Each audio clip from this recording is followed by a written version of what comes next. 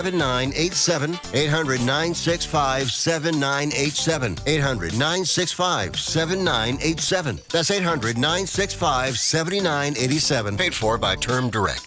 While retinitis pigmentosa takes Mark's vision, his family gives him hope, whether at the family business or at home with his wife and sons. He knows he's not fighting alone. For 50 years, the Foundation Fighting Blindness has funded research into treatments and cures for blinding retinal diseases, providing hope to people with vision loss. And for Mark, winning the fight means being there for his family. The Foundation Fighting Blindness. Together, we're winning. Help us end blinding diseases at fightingblindness.org. Broadcasting from the Kanowski-Bresney studios comes the radio medium Laura Lee Show. I feel like you had to let him go. Yes, it is. He was on life support. You've taken on the burden for his passing. Is that true? That is right. There's something to do with a Barbie doll. He used to stick the old school Barbie dolls in the cake. Oh my God, you're giving me goosebumps right now. The radio medium Laura Lee Show. Tune into your spirit every Tuesday at 4 p.m. My name is Dale Pazinski. I volunteer with United Way to help the homeless in my community learn computer skills and build a basic resume. I don't just wear the shirt, I live it. Give, advocate, volunteer, Live United. Go to liveunited.org. Brought to you by United Way and the Ad Council. You're locked into Money Matters Radio, 1120 AM WBNW. This is the Money Matters Radio Network, WBNW 1120 AM and W275CM FM, Concord, Boston, the Money Matters Radio Network.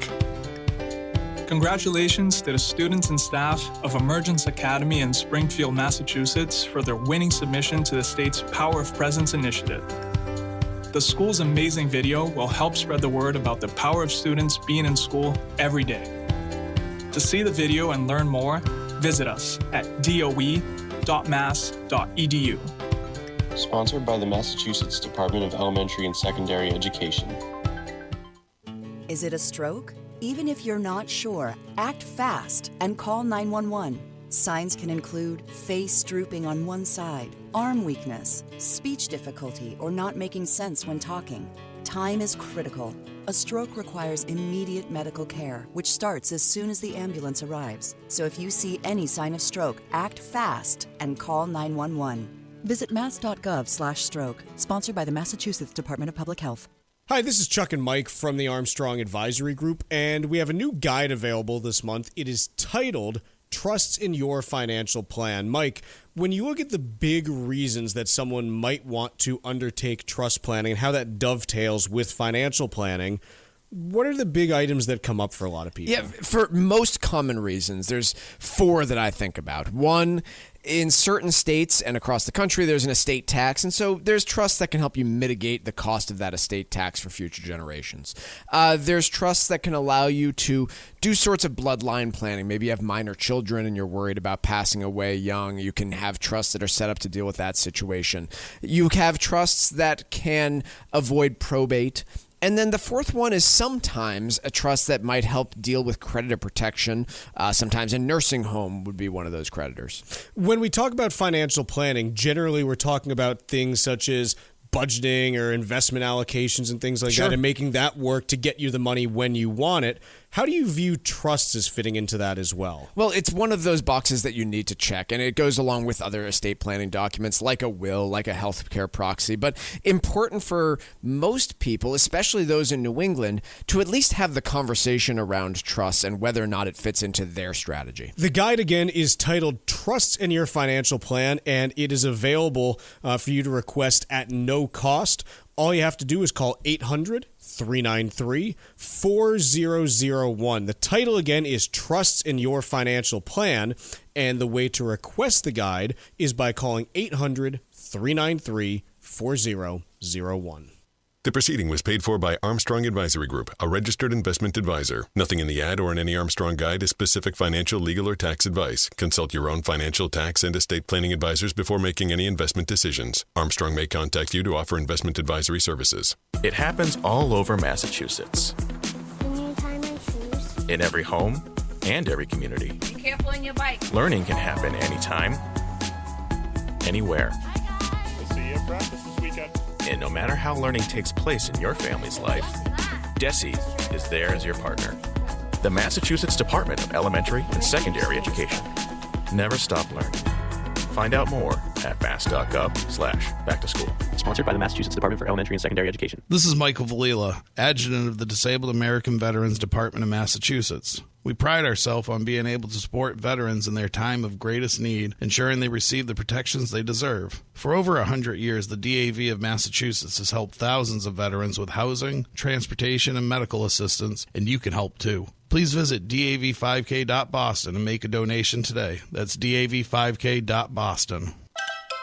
The United States Virgin Islands is consistently voted one of the top Caribbean destinations. And recently, 2 of their beaches, Trunk Bay in St. John and Maggins Bay in St. Thomas, were voted a top 10 best beach in the Caribbean at the 2025 Traveler's Choice Best of the Best Awards. From the pristine beaches to its world-class dining, rich history, incredible golf, and perfect weather, the USVI has everything you need to make memories that will last a lifetime. From the moment you arrive, you will fall naturally in rhythm with the heartbeat of the islands. There's no money to exchange, and travel from New England could not be easier. Whether you're looking for a romantic getaway or a family vacation, the U.S. Virgin Islands is the perfect place for your next adventure. Go to visitusvi.com right now for more information and to book your trip. The USVI is America's Caribbean paradise. Go to visitusvi.com today. That's visitusvi.com.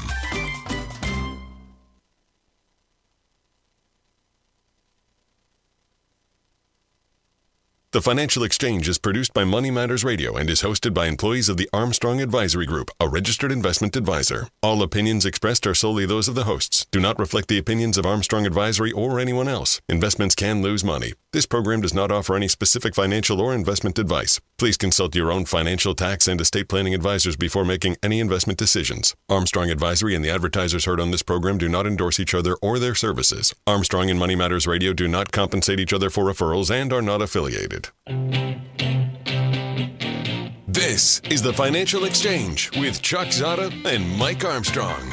Your exclusive look at business and financial news affecting your day, your city, your world. Stay informed and up to date about economic and market trends, plus breaking business news every day. The Financial Exchange is a proud partner of the Disabled American Veterans Department of Massachusetts. Help us support our great American heroes by visiting dav5k.boston and making a donation today.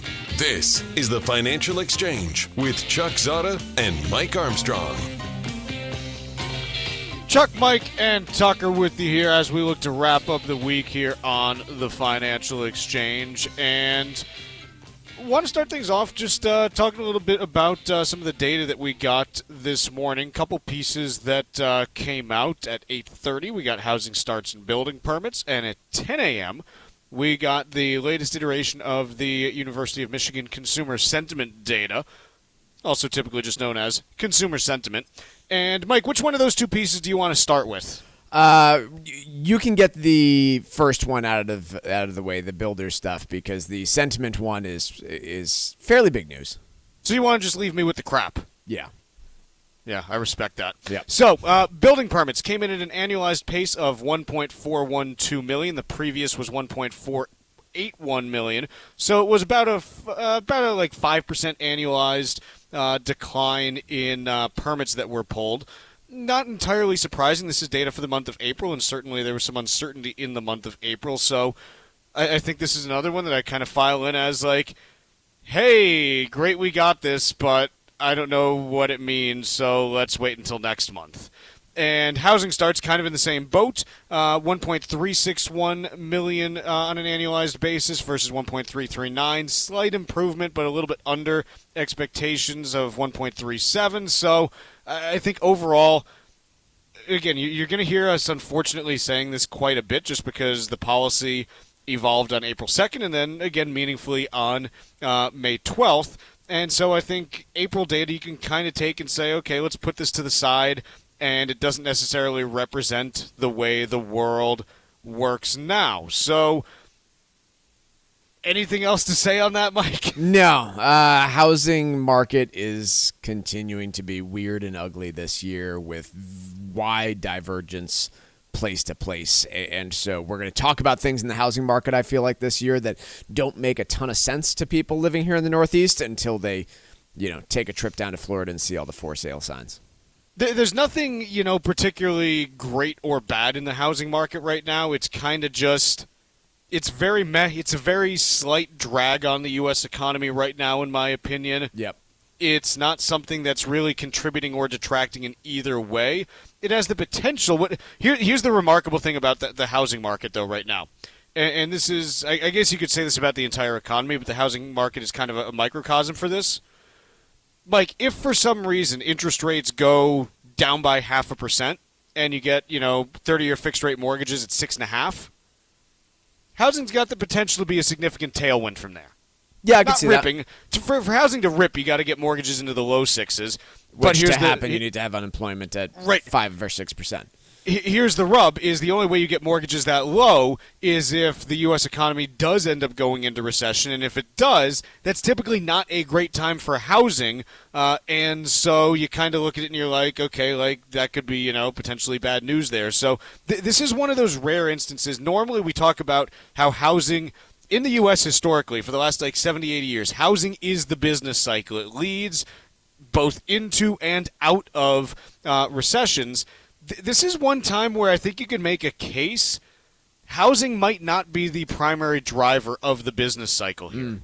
Yeah, I mentioned this yesterday, Chuck, but I feel like I would be willing to guess that if you looked back over the last 40 years, there has never been a time where housing prices could fall by 20% and fewer people would be underwater on their homes. Yeah. I mean, it's when you talk about appreciation. Yeah, it's because prices have gone up so much since most people bought their homes. It's something where you've got a ton of equity, and even if someone needed to, let's say someone lost a job and had to sell a place, in most of the country, you can do that without a short sale. Right. Now, the parts of the country that are concerning are the ones that have been, hottest in 2021, 22, 23, and those are the areas where inventory is building for a number of different reasons.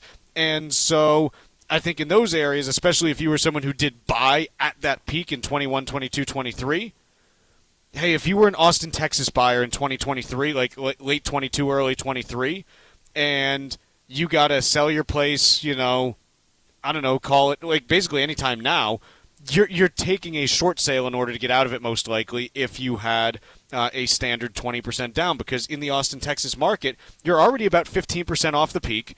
Then you factor in your agent commission. Now you're down 20, and you're like, okay, I've eaten through my entire down payment, and I might have to do a short sale when anything else is, accounted for as far as any other fees and stuff that I might need to pay there. So that's the only market in the country right now that has that issue. And Austin, Texas is not going to be the driver for the U.S. economy. Likely not. So let's go now and talk a little bit about this consumer sentiment data that we saw. What did the numbers show, Michael? The numbers showed the second worst print that we have ever seen on consumer sentiment from the University of Michigan, which has been taking this data since the 1960s. The number dropped to 50.8 from 52.2. This is a survey done in the month of May, so we are getting closer to current data. The expectations for inflation increased as well, so you had inflation expectations, which again, are important to models, so we bring them up, but they never actually end up resulting in the type of inflation that people are expecting. Year-ahead inflation expectations surged from 6.5% last month to 7.3% in this month.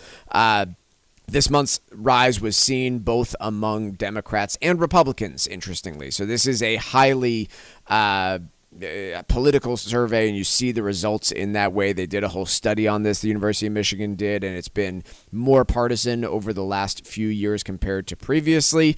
But in this case, both Republicans and Democrats said, yeah, inflation expectations moving upward. Here's the $30 trillion question. Does it mean anything? Yeah, I don't have an answer to that. It means that people are less optimistic.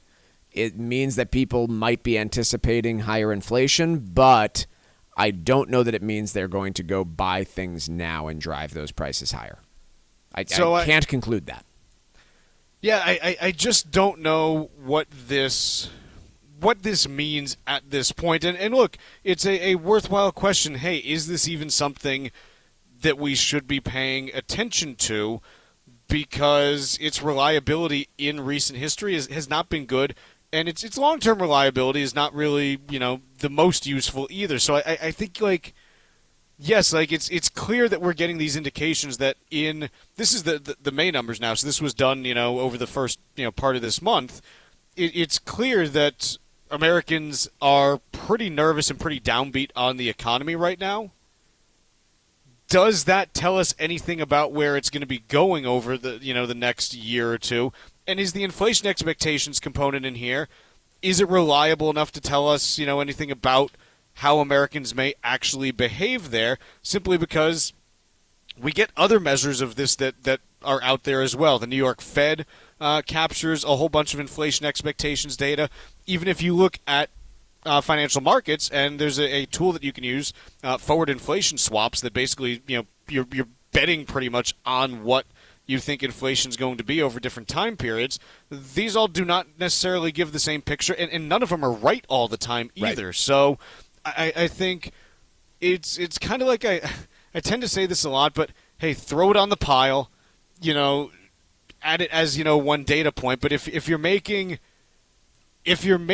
investment or, economic or financial decisions based on the University of Michigan consumer sentiment data, good luck. Not really sure that's going to work out for you. That's true of most single data points, by the way. The record low ever on this index was reached back in June of 2022. Just to give you a frame of reference for this, and it was only 0.8 of a point worse than it is right now. So this is very close to the all-time lows, and I don't think I need to remind folks what the economy was feeling like back in June of 2022. It was bad. It was bad. Stock market was down. Economy was slowing. We did not get a recession. We did not result in job loss. Inflation kind of peaked at that point in time. I think June, actually, 2022, inflation did peak. So it did, yeah.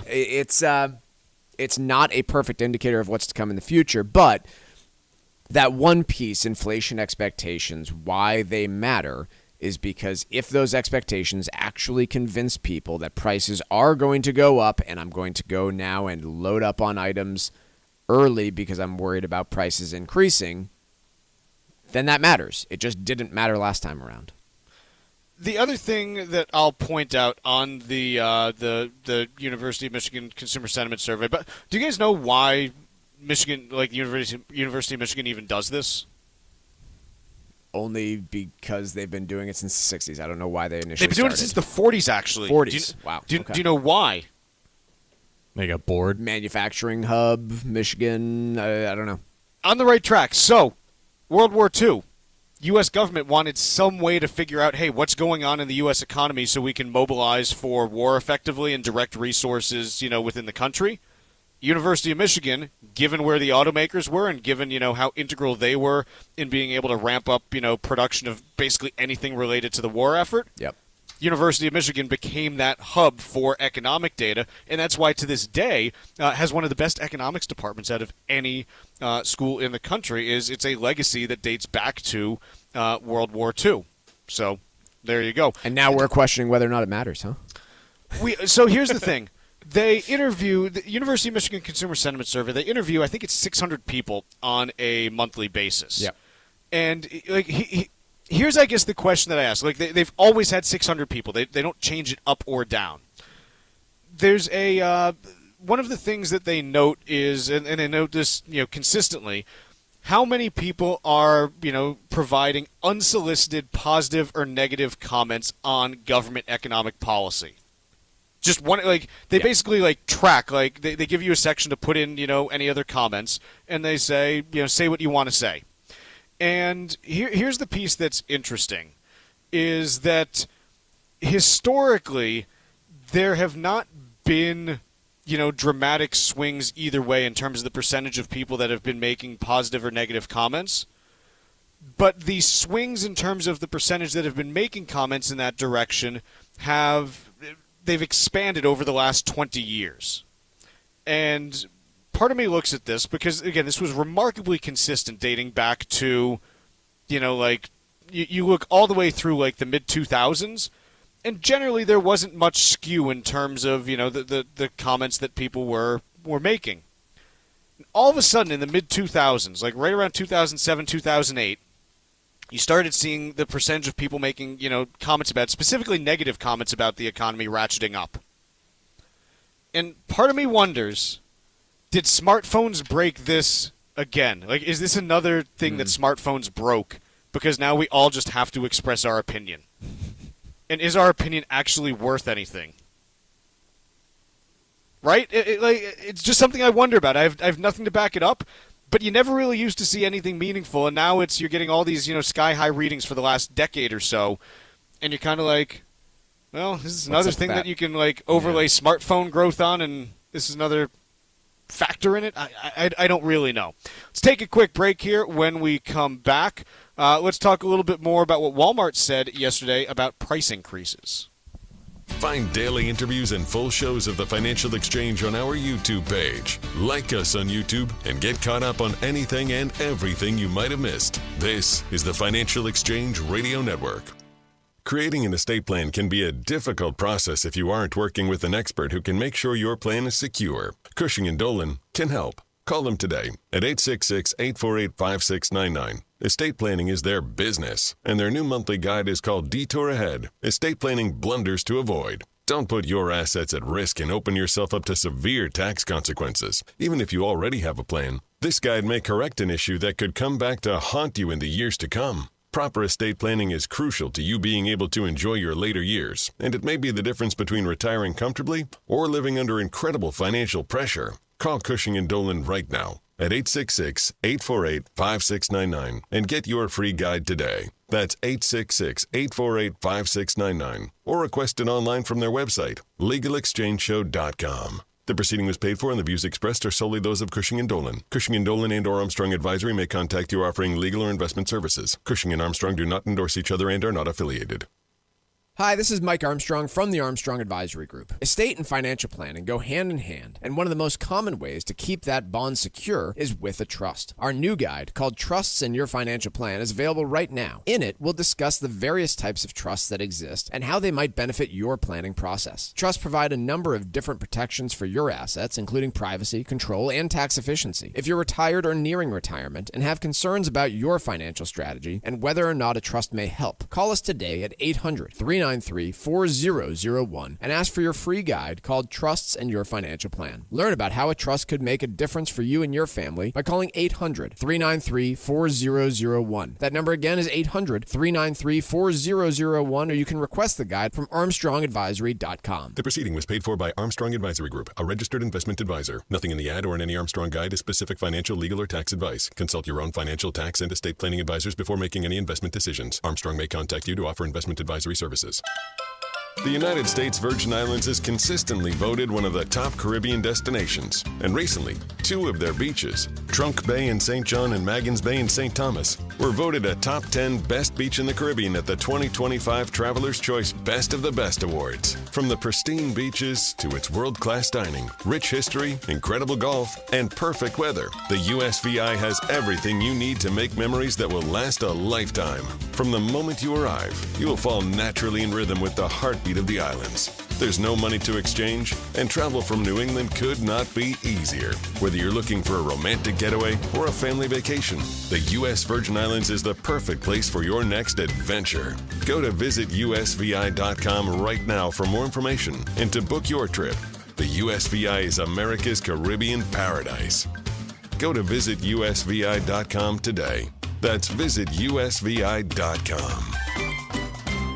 Hey, listen, are you a 50-year-old person looking for term life insurance? Then you need to talk to Bob. Bob specializes in helping people find $1 million or more of term life insurance for a couple of $100 a month. Look, you need to know there's a price war in the term life insurance business, and you may be paying too much. Call Bob, and he'll shop and see how much money he can save you. Look, this could be the last term life insurance policy you ever have. Your rates are guaranteed for the next 20 years. That's right, guaranteed level rates for the next 20 years. And if you're a smoker or your health is not perfect, Bob has great rates for you too. So for $1 million of term life insurance coverage for a couple of $100 a month, call Bob right now. 800-965-7987. 800-965-7987. 800-965-7987. That's 800-965-7987. Paid for by Term Direct.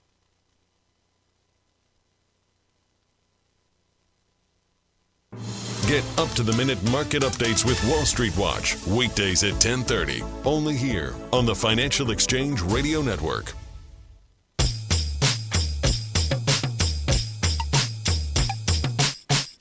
This segment of the Financial Exchange is brought to you in part by the U.S. Virgin Islands Department of Tourism.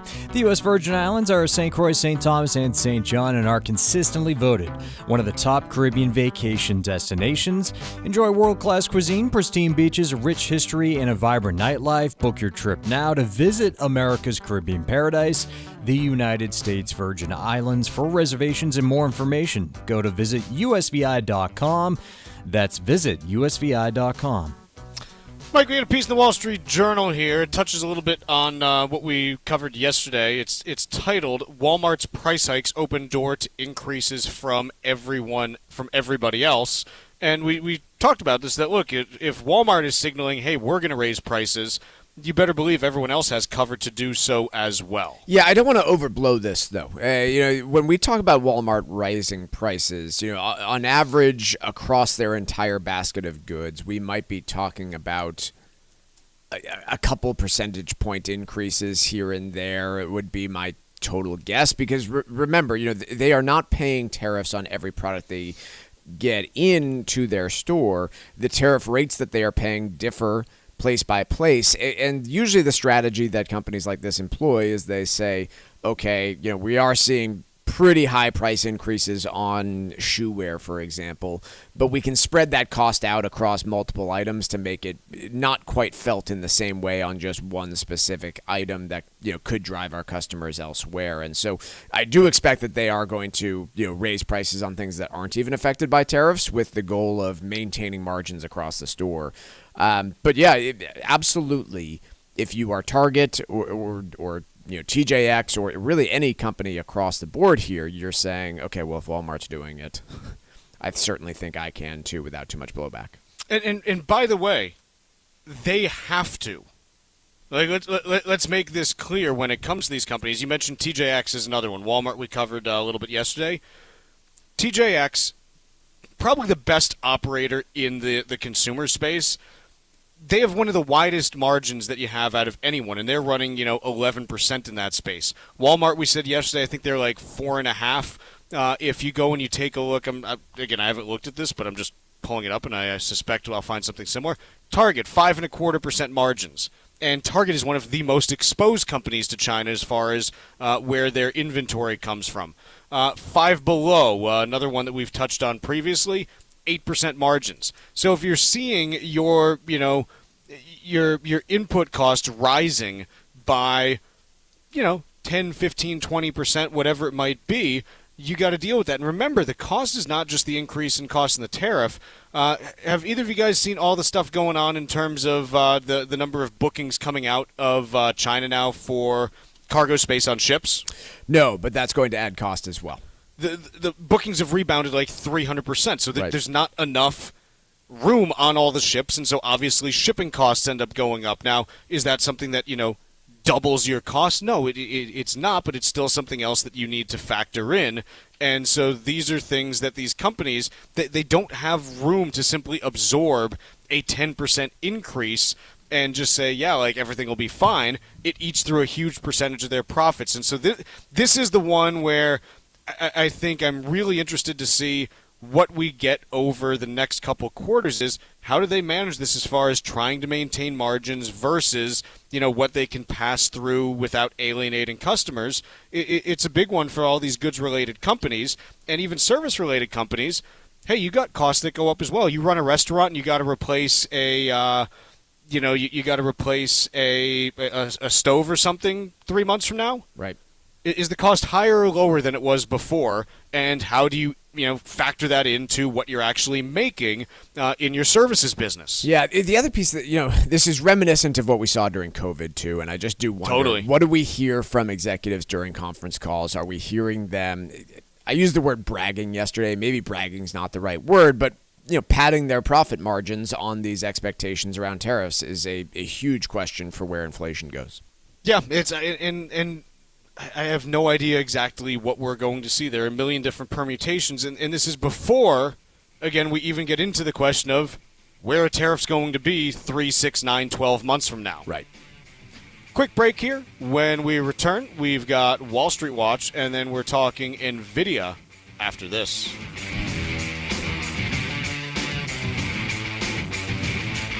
Like us on Facebook and follow us on Twitter @TFE Show. Breaking business news is always first, right here on the Financial Exchange Radio Network. Did you outgrow your timeshare and now you want out? But you can't. You can't sell it, and you can't get out of the contract. Imagine trying to get out of your mortgage. That's what a timeshare is. You can't just call up the bank and say, I don't want to pay it anymore. But we may be able to help you do just that. Listen, a timeshare maybe for you once was a great thing, but now you don't use it much. And they are not easy to get rid of. Plus, you do have to pay for it every month. Qualified timeshare owners can get out of their contract legally and permanently without ruining your credit or even filing bankruptcy. And imagine, no more mortgage payment or fees. Call the Timeshare Exit Hotline Qualification Line now. It's free to learn more.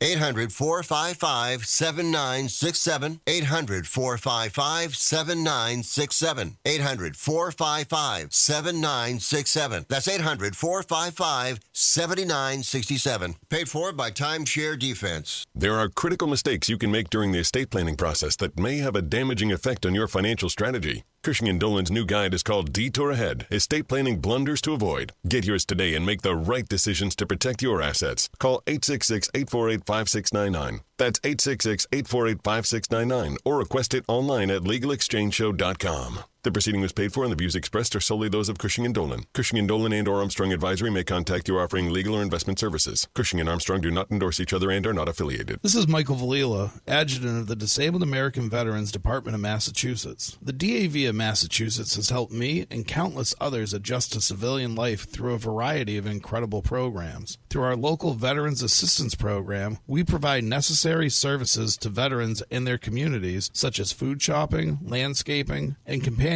but we need your support. You can help by making a donation today. Please visit dav5k.boston. That's dav5k.boston. Hi, this is Mike Armstrong from the Armstrong Advisory Group. Estate and financial planning go hand in hand, and one of the most common ways to keep that bond secure is with a trust. Our new guide, called Trusts in Your Financial Plan, is available right now. In it, we'll discuss the various types of trusts that exist and how they might benefit your planning process. Trusts provide a number of different protections for your assets, including privacy, control, and tax efficiency. If you're retired or nearing retirement and have concerns about your financial strategy and whether or not a trust may help, call us today at 800-393-4001 and ask for your free guide called Trusts and Your Financial Plan. Learn about how a trust could make a difference for you and your family by calling 800-393-4001. That number again is 800-393-4001, or you can request the guide from ArmstrongAdvisory.com. The proceeding was paid for by Armstrong Advisory Group, a registered investment advisor. Nothing in the ad or in any Armstrong guide is specific financial, legal, or tax advice. Consult your own financial, tax, and estate planning advisors before making any investment decisions. Armstrong may contact you to offer investment advisory services. This is Tucker Silva of the Financial Exchange Show, and I'm joined today by estate planning attorney Todd Lutzke with your Financial Exchange Quick Tip of the Day. And today,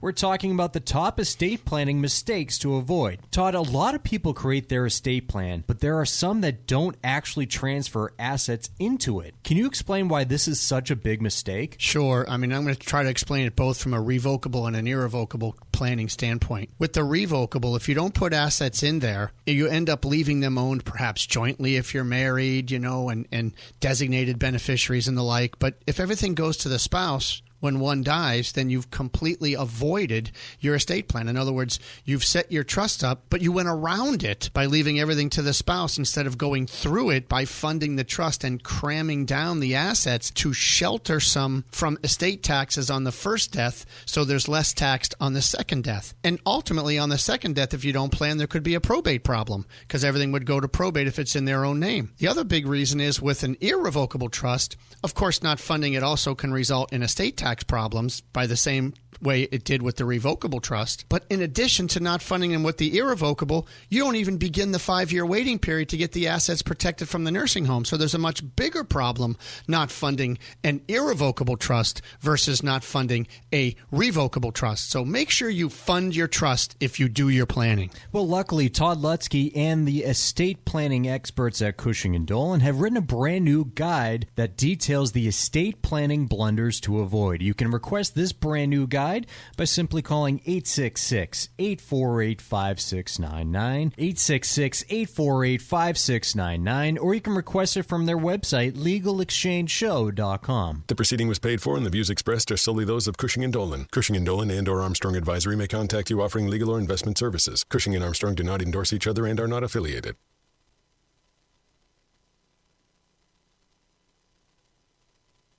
Time now for Wall Street Watch. A complete look at what's moving markets so far today, right here on the Financial Exchange Radio Network.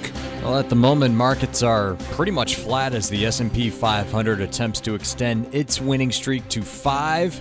Wall Street this morning is reacting to the latest Michigan Consumer Sentiment Index as well as inflation expectations. Right now, the Dow is up by 4 points. That's right, just 4 points. S&P 500 up by 1 point, and the NASDAQ now actually down by 8 points. Russell 2000 is up by 0.2%. 10-year Treasury yield down by 3 basis points, now at 4.42%, and crude oil is up about 0.25% higher, trading just below $62 a barrel. Big news in the media world this morning after two of the largest cable companies in the country, Charter and Cox Communications, have agreed to merge in a $21.9 billion deal. Charter Communications stock is up by about 2% on that news. Meanwhile, Wegovy and Ozempic maker Novo Nordisk announced its CEO is stepping down, citing recent market challenges, a pullback in the pharmaceutical company's stock price, and increasing competition. That stock is retreating by about 3%. Elsewhere, Applied Materials shares down 7% after the chip equipment maker's quarterly results narrowly missed expectations and said the trade war has not significantly changed demand. Video game maker Take-Two Interactive said it would report a full-year loss and lower than expected sales after a delay to the highly anticipated video game Grand Theft Auto 6. There's been multiple delays on that one. Take-Two Interactive shares are down by about 1/3%. Constellation Brands up by about 0.5% after Warren Buffett's Berkshire Hathaway disclosed it doubled its stake in the beer importer, bringing its total position in the company to about $2.2 billion. And shares in Mediterranean restaurant chain Cava down by 5% after it said it expected same restaurant sales growth to moderate during the year. I'm Tucker Silva, and that's Wall Street Watch. Mike, let's talk a little bit about Nvidia, simply because this year, 2025, has been quite the roller coaster for them. So the shares of Nvidia opened on January 2nd at $135 a share and promptly went up over 10%, getting into the mid-150s. I call 153 the mid-150s. They then promptly, for a couple different reasons, puked down to 116 on January 27th. That was right after the DeepSeek announcement, where everyone got nervous that, hey, maybe you don't need as many chips or as much firepower in order to ratchet up these models for artificial intelligence as you previously thought. It rebounded from that and went back up to 143, so it rallied, more than 20%. Then into early March, it puked another almost 30%, heading down to about $104 a share. This on the first tariff concerns that came up. Then it rebounded almost 20% to $122. Then it fell about 30% from there down to 86, and now it's rallied about 50% from that bottom up to 134. So it's been freaking wild, especially like here's the thing that you got to say about like a company like this and its price movements. It's one thing when you see, weekly 10 to 15% price movements on a company that has a market cap of, $5 billion. This is a $3.3 trillion company that's seeing these, and it just speaks to the amount of money that is moving on both sides of these trades, depending on which way things are flowing. And it affects all of you because it's trading places with Microsoft for the first or second largest company in the world every couple of weeks. So, when you talk about any index fund that you could possibly own, it's driving the volatility there as well. Yeah, it's like 6+% of the S&P 500. The only companies that are in the same ballpark are Apple and Microsoft. So you get this piece from Bloomberg here. Nvidia shares roar back as clouds hanging over chipmaker fade. So a couple things that we have here. Obviously, look, just about every stock. I don't want to say it. I want to say every stock, but I haven't looked at every stock, so I don't know. But just about every stock has bounced off of that April 7th, April 8th bottom. So clearly you had that going on, prior to this week. This week, then, you have President Trump visiting a number of different Middle Eastern countries, and one of the big things that has been touted at just about every stop is, hey, we're going to be, supplying, Nvidia's signing a deal to supply X thousand number of chips to develop AI data centers in these different countries. And so here's, I guess, one of the things that this potentially does, depending on, how much these actually scale up and what actually happens here.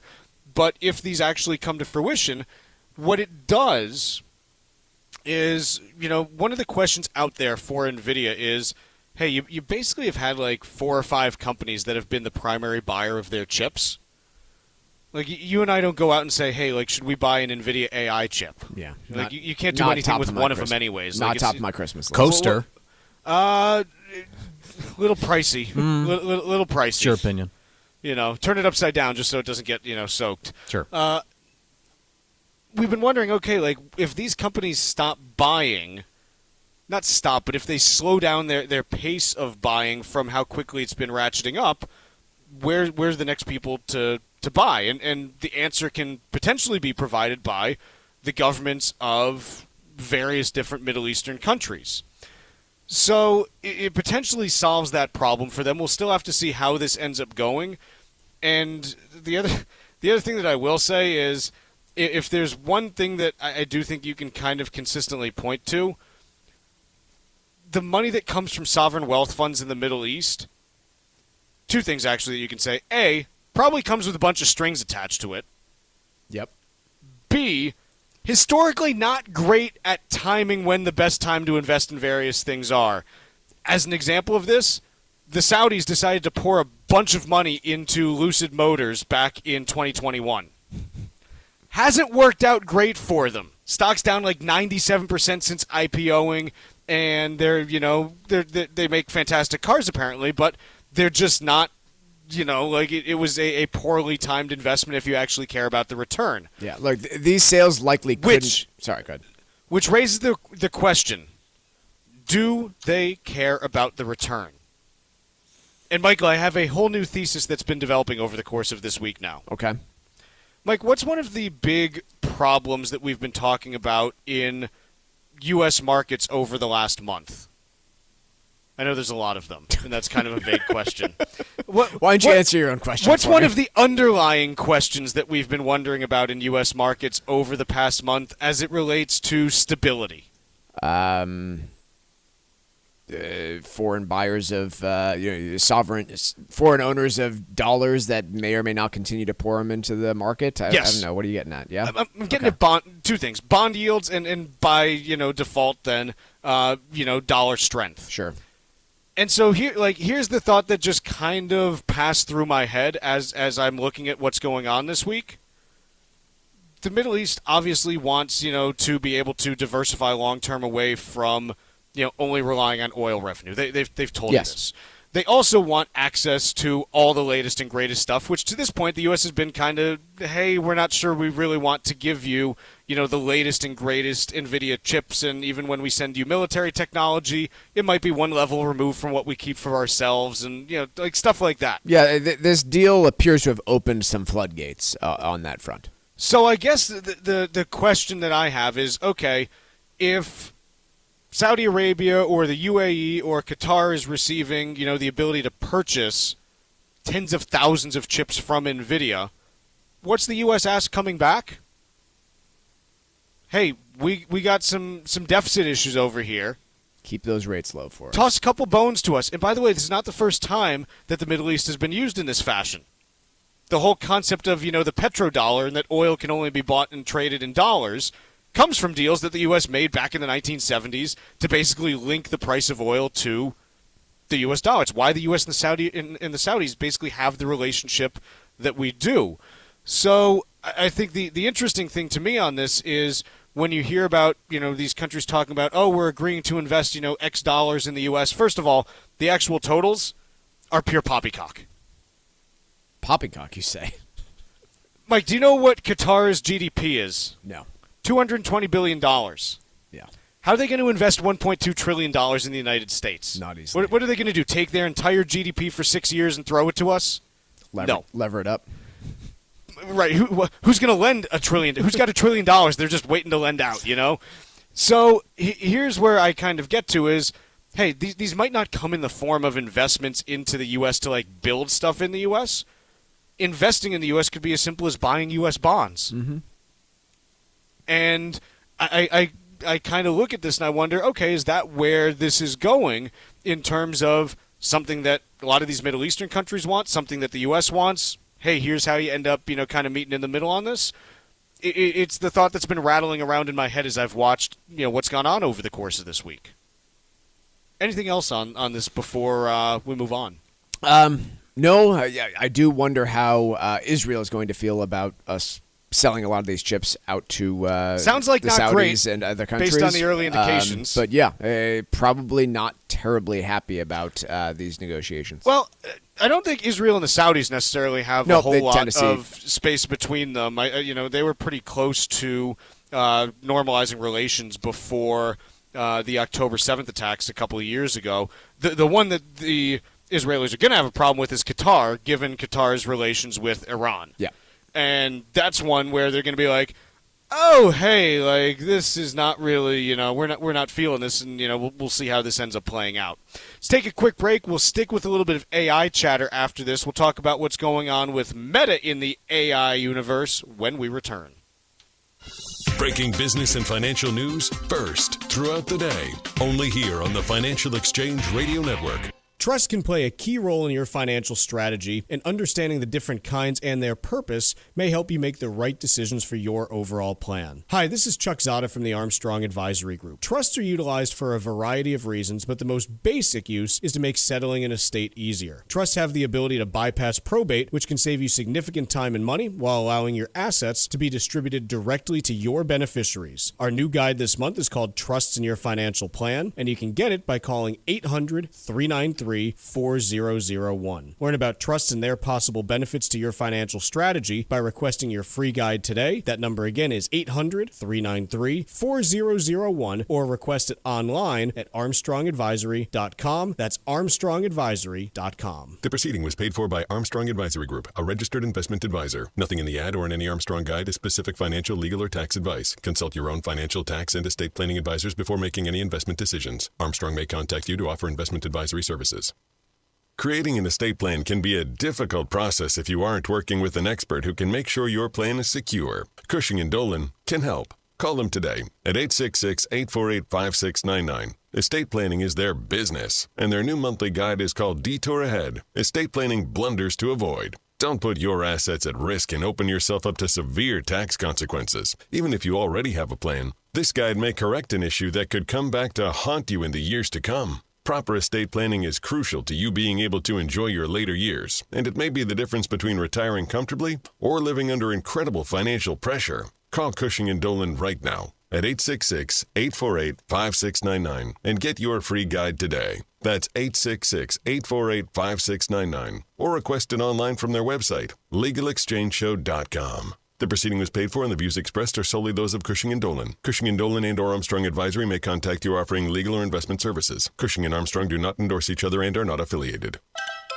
The United States Virgin Islands is consistently voted one of the top Caribbean destinations. And recently, 2 of their beaches, Trunk Bay in St. John and Maggins Bay in St. Thomas, were voted a top 10 best beach in the Caribbean at the 2025 Traveler's Choice Best of the Best Awards. From the pristine beaches to its world-class dining, rich history, incredible golf, and perfect weather, the USVI has everything you need to make memories that will last a lifetime. From the moment you arrive, you will fall naturally in rhythm with the heartbeat of the islands. There's no money to exchange, and travel from New England could not be easier. Whether you're looking for a romantic getaway or a family vacation, the U.S. Virgin Islands is the perfect place for your next adventure. Go to visitusvi.com right now for more information and to book your trip.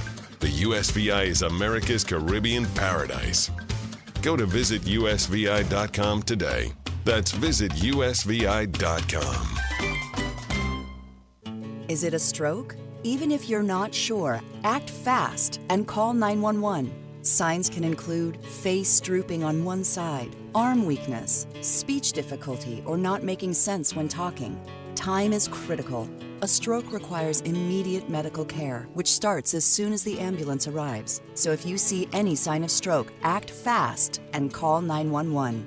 Visit mass.gov/stroke, sponsored by the Massachusetts Department of Public Health. Celebrate the arrival of summer with the best of what's local and fresh. Farmers markets across Massachusetts are packed with vibrant produce, pasture-raised meats, local seafood, small batch cheeses, and artisan-made goods. From ripe strawberries to artisan finds, markets are the soul of our neighborhoods. Stop by your community market and support farmers and local makers. Sponsored by Mass Farmers Markets, helping grow farmers markets across the state. Find your local market at massfarmersmarkets.org.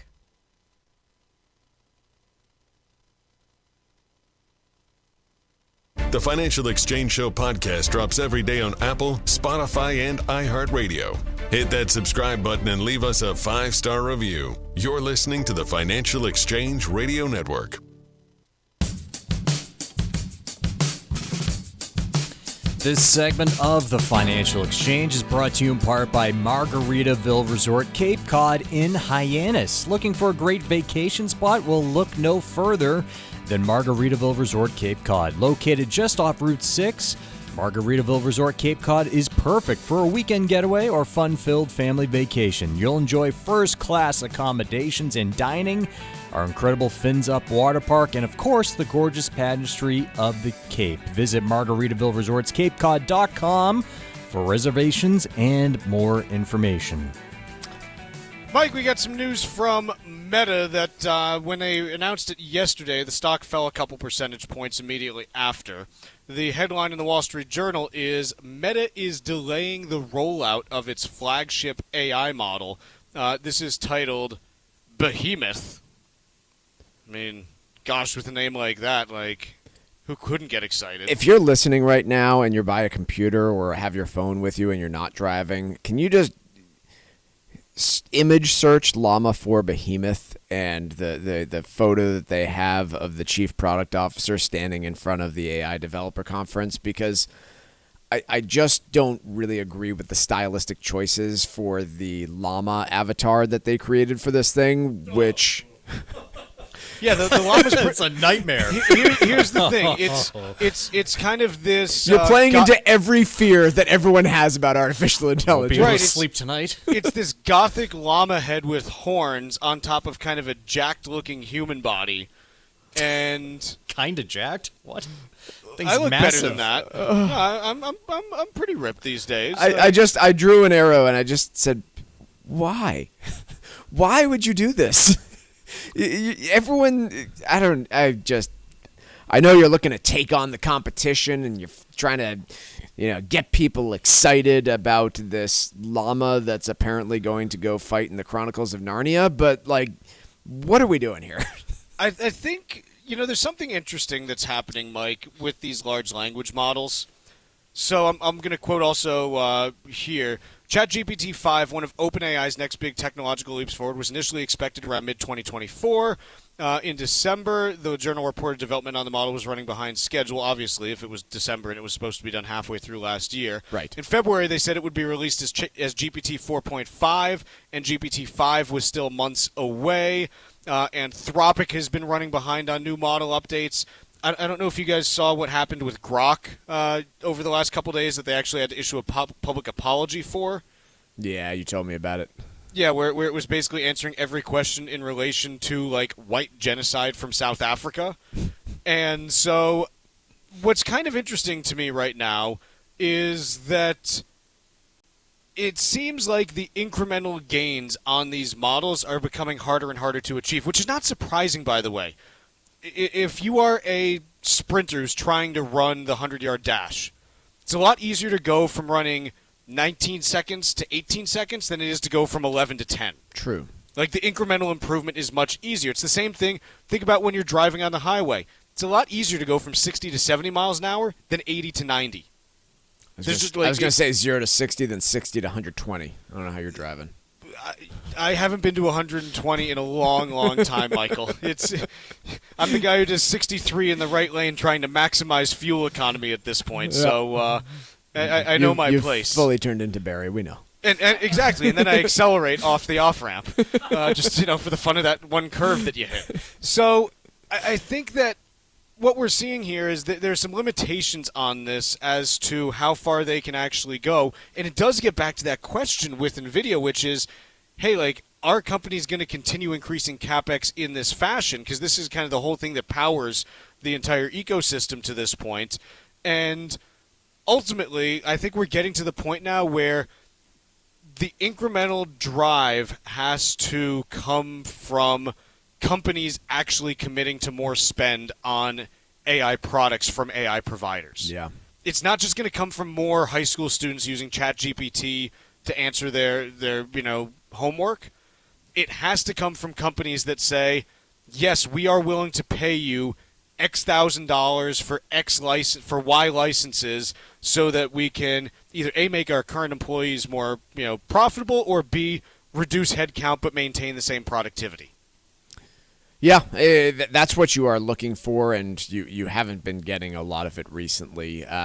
But I'll also say that the DeepSeek news, for example, was a giant leap in seeming productivity, and they can come all at once without happening for a while. Can we speed run a couple stories here? Of course. This HBO rebrand is just great. I forgot, so we didn't just go from HBO Max to Max and now back to HBO Max. Right. No. We also had HBO Now at one point. We had HBO Go. Like, it's been through 5 or 6 different brands in the last, 7 or 8 years. And I'm telling you, Tucker, put it on the board. By the end of 2028, end of 27, it's going to be just HBO again. Are they struggling so much with success here that they've needed to change the name? I mean, I know they went through the whole ownership change, and I get that they were mismanaged for a period of time. But I'm just not sensing that they were having such a problem with the Max brand that they had to change it back to HBO Max.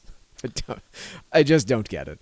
Yeah, I don't really know. The other one that I just want to touch on, Uber has basically reinvented the bus.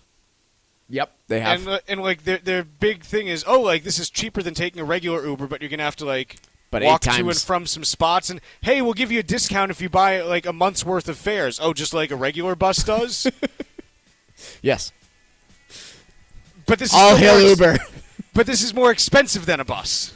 Correct. So I'm still struggling to figure out what this solves. Yeah, well, maybe something. Quick break here, hour 2 coming up in just a bit.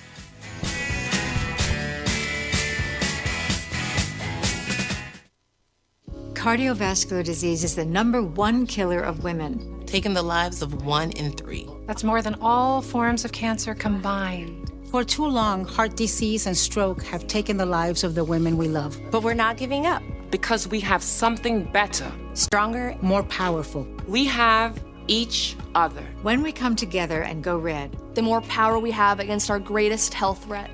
Visit GoRedForWomen.org today to learn more. As a busy mom to 4 kids, my to-do list is full. Trying to fit in exercise, eating right, and prioritizing self-care can feel next to impossible. While we can't add more hours to the day, we do have a great resource to help. Go Red for Women has easy tips, tools, and information to help you and your family live a healthier life. So to all the moms, the aunts, grandmothers, and amazing women out there doing it all, visit goredforwomen.org/momlife today. You take care of them, Go Red for Women will take care of you. Are you over the age of 50? Want peace of mind and financial security for your family? Here's an important message to you from Senior Care USA. The average funeral now costs over $10,000. That leaves your loved ones the burden of paying your debts and funeral costs. Our plans start as low as $1 per day and will pay your family up to $30,000 to help pay for your funeral and other expenses. There are no medical exams. Your rates will never increase, and your plan cannot be canceled, regardless of your medical conditions, as long as you make your premium payments. Get up to $30,000 in final expense insurance. Call now for free information. Just answer a few simple questions and get approved right over the phone in just a few minutes. Call right now. Call 800-378-3818. 800-378-3818. 800-378-3818. That's 800-378-3818. Hey, listen, are you a 50-year-old person looking for term life insurance? Then you need to talk to Bob. Bob specializes in helping people find $1 million or more of term life insurance for a couple of $100 a month. Look, you need to know there's a price war in the term life insurance business, and you may be paying too much. Call Bob, and he'll shop and see how much money he can save you. Look, this could be the last term life insurance policy you ever have. Your rates are guaranteed for the next 20 years. That's right, guaranteed level rates for the next 20 years. And if you're a smoker or your health is not perfect, Bob has great rates for you too. So for $1 million of term life insurance coverage for a couple of $100 a month, call Bob right now. 800-965-7987. 800-965-7987. 800-965-7987. That's 800-965-7987. Paid for by Term Direct. This is the Money Matters Radio Network. WBNW 1120 AM and W275 CM FM. Concord, Boston. The Money Matters Radio Network. Did you outgrow your timeshare and now you want out? But you can't. You can't sell it, and you can't get out of the contract. Imagine trying to get out of your mortgage. That's what a timeshare is. You can't just call up the bank and say, I don't want to pay it anymore. But we may be able to help you do just that. Listen, a timeshare maybe for you once was a great thing, but now you don't use it much. And they are not easy to get rid of. Plus, you do have to pay for it every month. Qualified timeshare owners can get out of their contract legally and permanently without ruining your credit or even filing bankruptcy. And imagine no more mortgage payment or fees. Call the Timeshare Exit Hotline qualification line now. It's free to learn more. 800-455-7967. 800-455-7967. 800-455-7967. That's 800-455-7967. Paid for by Timeshare Defense. The United States Virgin Islands is consistently voted one of the top Caribbean destinations. And recently, 2 of their beaches, Trunk Bay in St. John and Maggins Bay in St. Thomas, were voted a top 10 best beach in the Caribbean at the 2025 Traveler's Choice Best of the Best Awards. From the pristine beaches to its world-class dining, rich history, incredible golf, and perfect weather, the USVI has everything you need to make memories that will last a lifetime. From the moment you arrive, you will fall naturally in rhythm with the heartbeat of the islands. There's no money to exchange, and travel from New England could not be easier. Whether you're looking for a romantic getaway or a family vacation, the U.S. Virgin Islands is the perfect place for your next adventure. Go to visitusvi.com right now for more information and to book your trip. The USVI is America's Caribbean paradise. Go to visitusvi.com today. That's visitusvi.com. It happens all over Massachusetts. Can you tie my shoes? In every home and every community. Be careful on your bike. Learning can happen anytime, anywhere. We'll see you at practice this weekend. And no matter how learning takes place in your family's life, DESE is there as your partner. the Massachusetts Department of Elementary and Secondary Education. Never stop learning. Find out more at mass.gov/back-to-school. Sponsored by the Massachusetts Department for Elementary and Secondary Education. Margaritaville Resort Cape Cod is perfect for your next New England vacation. Located just off Route 6 in Hyannis, the resort has everything you need to enjoy an incredible week with your family or a quick weekend getaway. Along with first-class accommodations and food, Fins Up Water Park is packed with aquatic adventures that will keep the kids entertained for hours. The summer season is coming soon, so make plans today for a fun-filled vacation at Margaritaville Resort Cape Cod. For more information and to book your trip, visit MargaritavilleResortsCapeCod.com. Hi, it's Chuck and Mike from the Armstrong Advisory Group, and we have a guide available this month titled Trusts in Your Financial Plan. Mike, a lot of times when we talk about financial planning, it's with the idea of having your money available to you to use when you need to use it.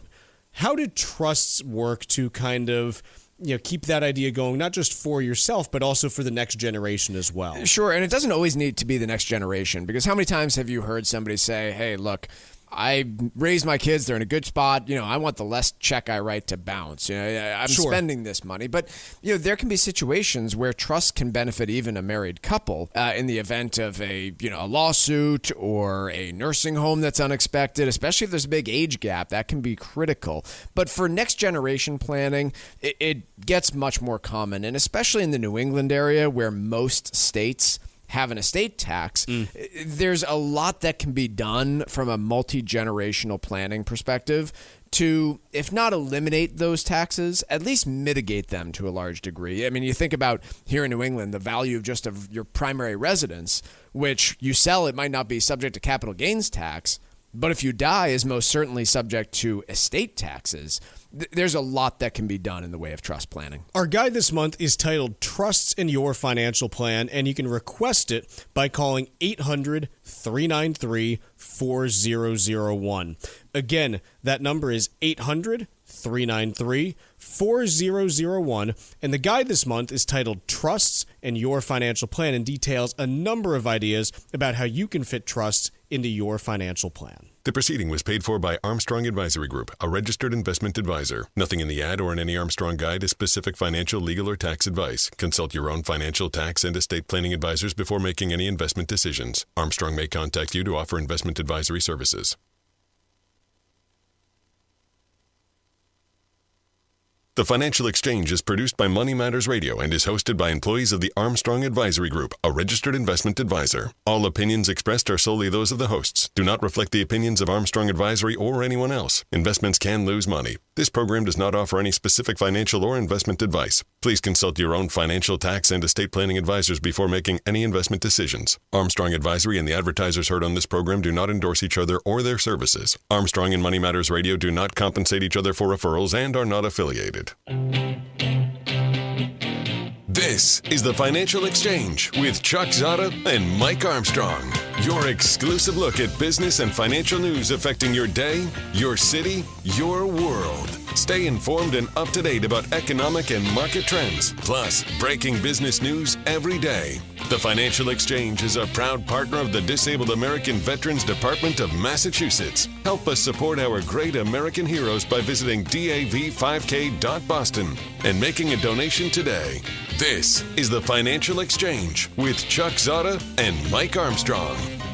Good morning. Welcome back to the Financial Exchange. We're joined now by a special guest, Jenny Tang. She's the vice president and a research economist with a group over at the Federal Reserve Bank of Boston, and is going to be joining us for a few minutes now. Talk about the work that they're doing and some models that they've developed. Jenny, thanks so much for joining us. Appreciate it. Thank you for having me on. So, by way of background, Chuck and I talk about the Federal Reserve and meetings and Jay Powell frequently, but I think most people aren't really familiar with the work that, say, your group and groups at that the different regional banks do on a day-to-day basis. So can you kind of talk through your team and the type of research that you do with the Federal Reserve Bank of Boston? Sure, of course. So my team at the Boston Fed, we support our policymaker, President Susan Collins, in preparations for the deliberations primarily at the FOMC meetings. We also do a lot of longer-term research projects to understand different topics in economics that are important for policymaking as well. And we are part of a department really that has several other groups focusing on different aspects of the economy, all with the goal of generating useful research and supporting the policy.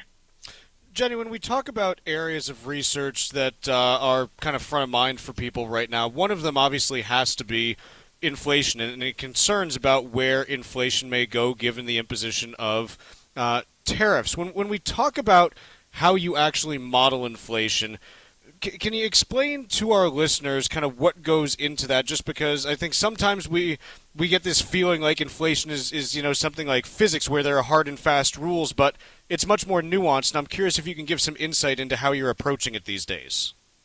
Sure. So we've actually, in our team, recently developed a model of inflation, particularly focusing on the PCE inflation index, which is the one targeted by the Federal Reserve. And so one thing we saw, especially during the pandemic, and I think it's still very much an issue now in the arena of tariffs, is that you can have inflation coming from different sources. And in particular, I think it's especially important for policy to separate out inflation that's due to demand versus supply. And the reason for this is because demand-driven inflation tends to move together with employment so that the two objectives of the Federal Reserve System, the stable prices and maximum employment, are not at odds. But when you see supply-driven inflation, as we did during the pandemic and as we potentially might due to tariffs, that usually comes with slower activity. So taming this type of inflation to achieve our stable price goal would generally require slowing employment below the maximum employment goal. So this generates a policy trade-off. And so we developed a model to kind of separate out the different sources of inflation to help better inform policy. Jenny, when you look at things like expectations, we just got the University of Michigan survey out a little bit over an hour ago. How important do you find consumer expectations for inflation to be these days compared to, say, in previous times, or are they never really heavily weighted in your models? So they definitely played a much larger role during the high inflation period of the 1970s. Over time, I think, maybe I'm biased, but I think largely due to good policy and the Fed being able to establish credibility in controlling inflation, they have played a lesser role. They've subsided. During the pandemic, I think we saw, just a tiny hint of expectations being a little bit wobbly and contributing just like a hair more than in the past. But really, expectations stayed well anchored, they stayed stable, and they're not, I think, currently a big factor in inflation. Jenny, one of the things that we saw yesterday was the CFO of Walmart indicated that they would start having to pass through tariff-related price increases in the coming weeks. So obviously, when the biggest or one of the biggest retailers in the country says that, we take notice. Mm-hmm. Most people don't work for the biggest retailer in the country. Even in the retail space, there's a lot of small and medium-sized businesses that still import a ton of their products that they sell here in the U.S. What kind of insights do you have as to how those smaller businesses may end up either absorbing or passing through the tariff costs to their customers? Yeah, I think that's definitely an area that we're very interested in. These smaller businesses, they're an important kind of growth engine in the economy. They generate a lot of employment. They also are a type of business that we don't have a lot of visibility into in terms of publicly available data. And so at the bank, in collaboration with Morning Consult and some other academic researchers, we developed some survey questions that we fielded towards the end of last year to try to understand how tariffs were affecting these smaller businesses. And we did indeed see in our survey methodology that there was a causal effect of tariffs on essentially raising the cost expectations of importers and their price expectations as well, that they would have to pass along some of these cost increases to their customers. With non-importers, less so. Interestingly, there we actually saw that their cost and price expectations were slightly going down, which could reflect an expectation of lower demand, possibly. Jenny, when you take a look at the regional economy of the New England area, which the Boston Fed obviously covers, are there any regional differences you're seeing in the state of employment or in the state of inflation and expectations compared to, for instance, areas where housing inventory is up significantly or unemployment picture might be changing more rapidly than, say, in the greater Boston region? I think currently we're seeing a lot of what the same kind of thing that we're seeing across the country. And that could be in part because the most kind of salient thing affecting the country right now is a more national issue of these import tariffs. I think longer term, we might start to see some other dynamics that New England stands out for. In particular, we may see the effects of things going on in the education sector, for example, impacting us more as, we're kind of, that's a big sector for our economy. Similarly, we may see some immigration policies start to affect some of the sectors that we have here a bit more in terms of like tourism. You think of Cape Cod, places like that. Yep. I know that inflation obviously is front and center, as we discussed, with people nervous about what could happen from a tariff implementation standpoint. But the other piece that the Fed is obviously focused on is employment, and we talk about this idea of full employment fairly often, and how it relates to how the Fed may manage policy and what it means for average Americans. Any thoughts as to how the idea of full employment may have evolved into where, look, we've been sitting near 4% unemployment for a couple of years now, which is, lower than I think most economists would have been comfortable with for, the last 40 or 50 years.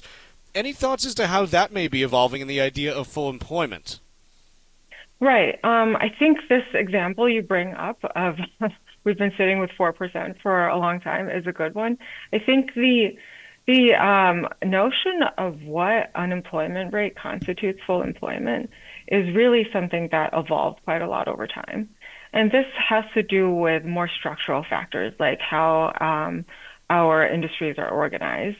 We used to be much more manufacturing heavy, and now we're a more service heavy economy. So things like that. It can also be influenced by demographics, the educational makeup of the workforce. And so this is something we expect to evolve over time. I think in this notion of maximum employment, a lot of people also like to think of maximum sustainable employment. And so we've learned over time, especially in the time like before the pandemic, that we can be at unemployment levels that are very low relative to historical standards and still have that seem sustainable in the sense that the employment itself, the labor market itself, is not really contributing to inflationary pressures. And so this measure of full employment based on unemployment rates is something that we certainly do monitor a lot over time and try to estimate over time. Jenny, that's all the time we have, but wanted to say we really appreciate you coming on. This was very informative, and we'd love to talk to you again sometime soon. So thank you so much for joining us today. Thank you for having me. That's Jenny Tang. She's a vice president and economist in the Federal Reserve Bank of Boston's research department and is also orders of magnitude more qualified to talk about the state of the economy than Chuck or myself. I found that really, really helpful conversation. We're going to take a quick break. When we come back, a little bit of trivia here is next on the Financial Exchange. Miss any of the show? Catch up at your convenience by visiting financialexchangeshow.com and clicking the on-demand icon where you'll find all of our interviews and full shows. This is your home for the latest business and financial news in New England and around the country. This is the Financial Exchange Radio Network. Margaritaville Resort Cape Cod is perfect for your next New England vacation. Located just off Route 6 in Hyannis, the resort has everything you need to enjoy an incredible week with your family or a quick weekend getaway. Along with first-class accommodations and food, Fins Up Water Park is packed with aquatic adventures that will keep the kids entertained for hours. The summer season is coming soon, so make plans today for a fun-filled vacation at Margaritaville Resort Cape Cod. For more information and to book your trip, visit MargaritavilleResortsCapeCod.com. Hi, I'm Michael Valila, Adjutant of the Disabled American Veterans Department of Massachusetts. The DAV of Massachusetts provides thousands of hours of voluntary services at our VA medical centers and soldiers' homes and is the only DAV department in the country to lead a veterans housing initiative for both single veterans and those with families. These programs are critical to serving our veterans in their time of need. You can help our great American heroes by making a donation today. Please visit dav5k.boston. That's dav5k.boston.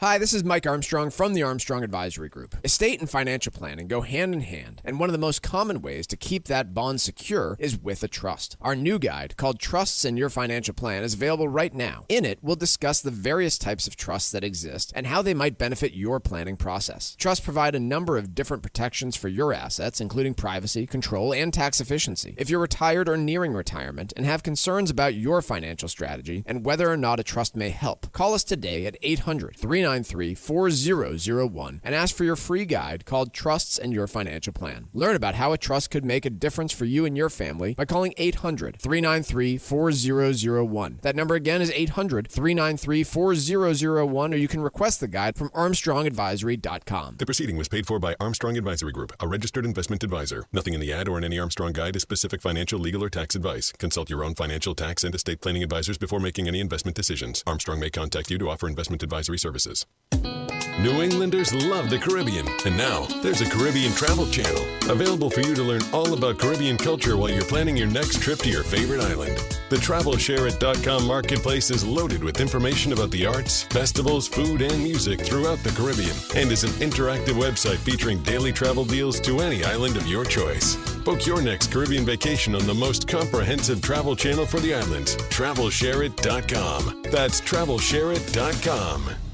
There are critical mistakes you can make during the estate planning process that may have a damaging effect on your financial strategy. Cushing & Dolan's new guide is called Detour Ahead, Estate Planning Blunders to Avoid. Get yours today and make the right decisions to protect your assets. Call 866-848-5699. That's 866-848-5699, or request it online at LegalExchangeShow.com. The proceeding was paid for and the views expressed are solely those of Cushing & Dolan. Cushing & Dolan and or Armstrong Advisory may contact you offering legal or investment services. Cushing & Armstrong do not endorse each other and are not affiliated.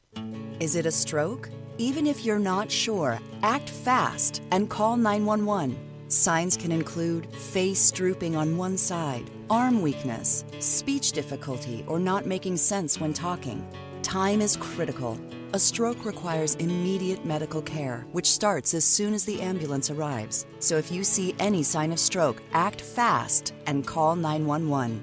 Visit mass.gov/stroke, sponsored by the Massachusetts Department of Public Health. Here at the Massachusetts Department of Elementary and Secondary Education, we are committed to all students not only attending, but succeeding at school. Your presence is powerful. Share why you attend at doe.mass.edu.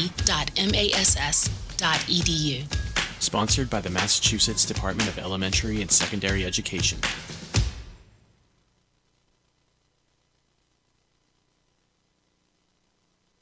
Miss any of the show? The Financial Exchange Show podcast is available on Apple, Spotify, and iHeartRadio. Hit the subscribe button and leave us a 5-star review. This is the Financial Exchange Radio Network. Time for trivia here on the Financial Exchange, and today is Pierce Brosnan's 72nd birthday. The Irish actor is most famous for his 4 films run as James Bond in the 90s and early 2000s. Brosnan was originally slated to begin his run as Bond in the late 80s, but he couldn't get out of his contract with NBC. Trivia question today: What TV show starred Pierce Brosnan from 1982 to 1987? Once again, what TV show starred Pierce Brosnan from 1982 to 1987? Be the fifth person today to text us at 617-362-1385 with the correct answer, and you'll win a Financial Exchange Show t-shirt. Once again, the fifth correct response to text us at 617-362-1385 will be our winner. See complete contest rules at financialexchangeshow.com. Do we have a new James Bond after Daniel Craig yet? Has not been announced. Has not. Nope. Yeah. It's been a while since we've had a Bond movie. 2 years ago? I'm going to say 4 or 5. No Time to Die. Yeah, wow. 2021, you're right. And they've been kind of sporadic. Like, it used to be you'd get one every 2 or 3 years, and they kind of thinned out after Skyfall. So, yeah, I don't know. Just saying. This is a nice segue to our next topic. This is Generation X's biggest retirement worry, and it's not money. It's where are the James Bond movies? They are quite concerned about this. I hear it over and over again from 45 to 60-year-olds. So here's the thing. It says that the biggest retirement worry is not money, but it's still money. It is money. Yeah. It's specifically how much health healthcare insurance costs. is going to cost. Yeah, so it's like I would say that is a money problem. It seems just, like a specific one. What specific healthcare concerns do Gen Xers have, and are they different from what we've seen from baby boomers? No, I think they are of similar concern, which is, hey, where is my health insurance going to come from? Specifically, where is my health insurance going to come from before 65? But I'm also sure that some of this is just misinformation and misguided. I don't think that most people under the age of 60 have any real idea how Medicare works when it kicks in and just how affordable and happy people are with it. But a real legitimate concern that definitely exists out there is, hey, what if I can't make it to 65? What if I get laid off at 62 years old and suddenly I'm out there shopping for health insurance? And MarketWatch does an interview with a 60-year-old who named Laura, who is paying $33,000 a year for health insurance for, it says his family, so I guess a guy named Laura.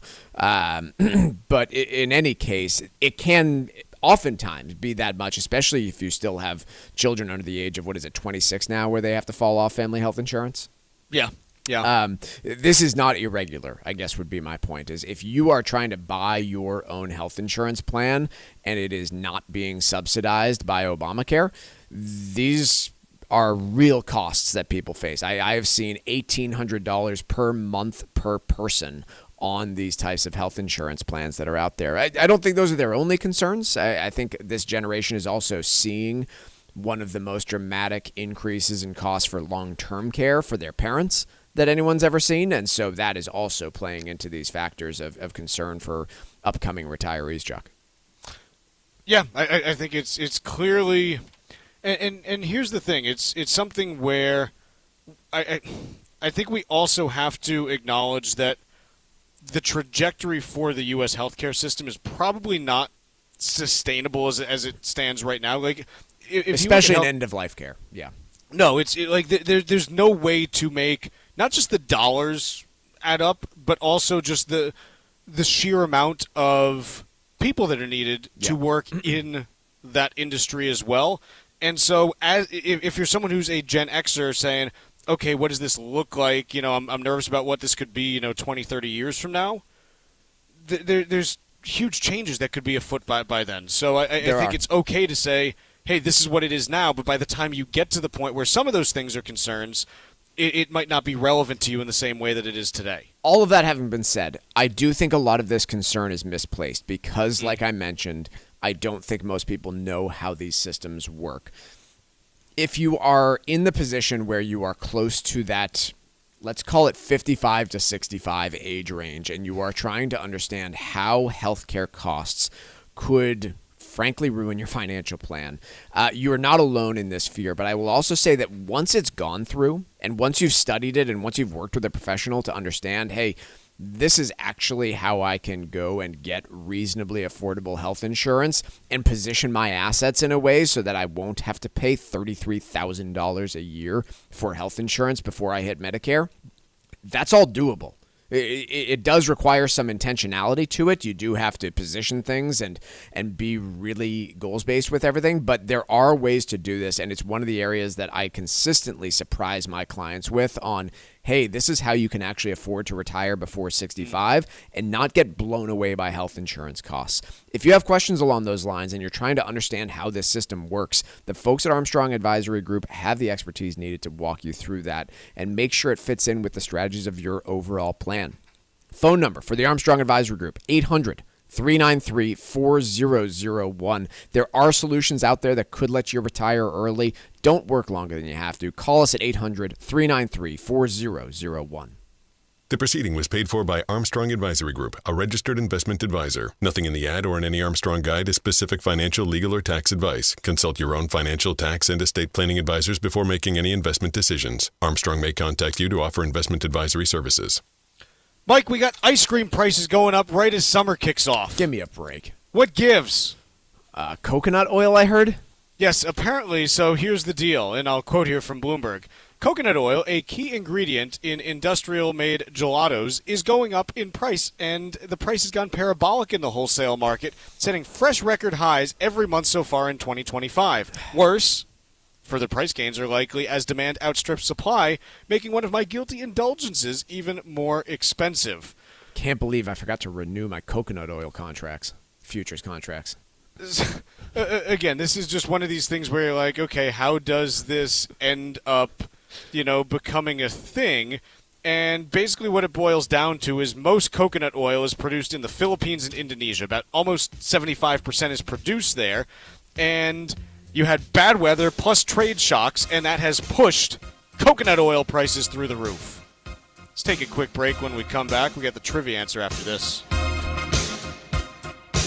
Bringing the latest financial news straight to your radio every day. It's the Financial Exchange on the Financial Exchange Radio Network. Congratulations to the students and staff of Emergence Academy in Springfield, Massachusetts for their winning submission to the state's Power of Presence initiative. The school's amazing video will help spread the word about the power of students being in school every day. To see the video and learn more, visit us at doe.mass.edu. Sponsored by the Massachusetts Department of Elementary and Secondary Education. It happens all over Massachusetts.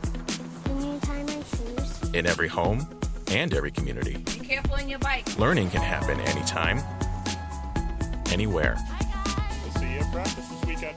And no matter how learning takes place in your family's life, DESE is there as your partner. The Massachusetts Department of Elementary and Secondary Education. Never stop learning. Find out more at mass.gov/back-to-school. Sponsored by the Massachusetts Department for Elementary and Secondary Education. The United States Virgin Islands is consistently voted one of the top Caribbean destinations. And recently, two of their beaches, Trunk Bay in St. John and Maggins Bay in St. Thomas, were voted a top 10 best beach in the Caribbean at the 2025 Traveler's Choice Best of the Best Awards. From the pristine beaches to its world-class dining, rich history, incredible golf, and perfect weather, the USVI has everything you need to make memories that will last a lifetime. From the moment you arrive, you will fall naturally in rhythm with the heartbeat of the islands. There's no money to exchange, and travel from New England could not be easier. Whether you're looking for a romantic getaway or a family vacation, the U.S. Virgin Islands is the perfect place for your next adventure. Go to visitusvi.com right now for more information and to book your trip. The USVI is America's Caribbean paradise. Go to visitusvi.com today. That's visitusvi.com.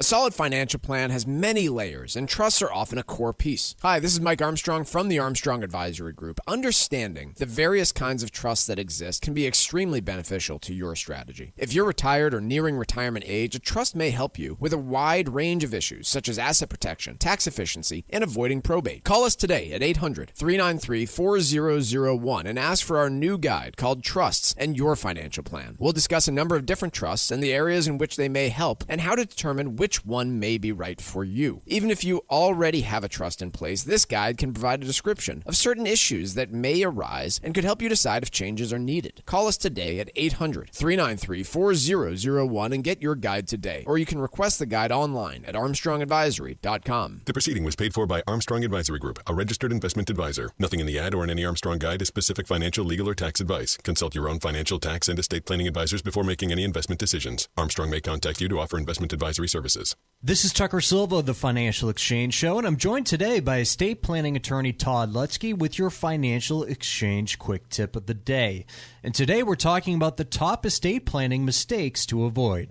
Todd, what is the downside of adding your kids to your accounts or adding their names to your real estate deeds as a joint owner? Won't this avoid probate? You're absolutely right. It would avoid probate, but there are better ways to avoid probate than just doing something simple, right? Simple isn't always better. Throwing a name on an account or adding a designated beneficiary or a joint owner on a piece of property might not be the best way to go. Here's the problem.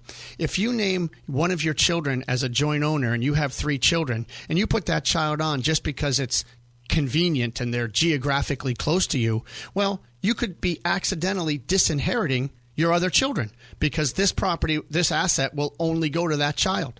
That child doesn't have to give it to the other kids. So that's a problem. And if you put your name, if you add a child's name to your real estate, now you're exposing it to that child's creditors, that child's potential divorces. That's never good. And plus, you've lost control over it. If you try to sell it, you need that kid's permission, and half the money would go to that kid.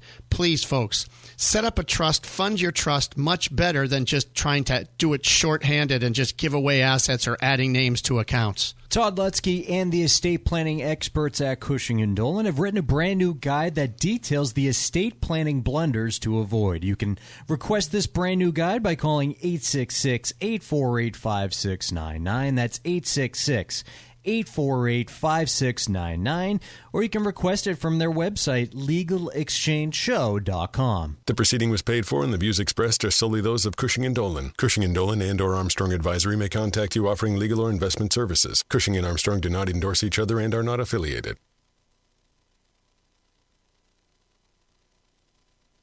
Find daily interviews and full shows of the Financial Exchange on our YouTube page. Get caught up on anything and everything you might have missed. This is the Financial Exchange Radio Network.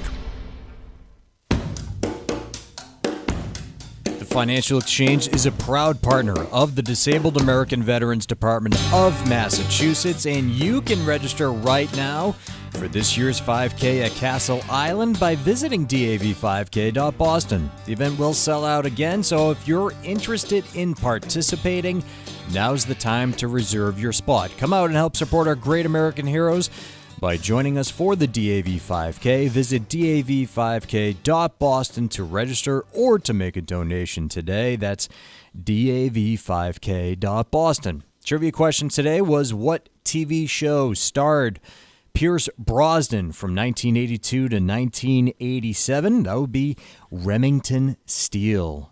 James from Rochester, New Hampshire is our winner today, taking home a Financial Exchange Show t-shirt. Congrats to James. And we play trivia every day here on the Financial Exchange.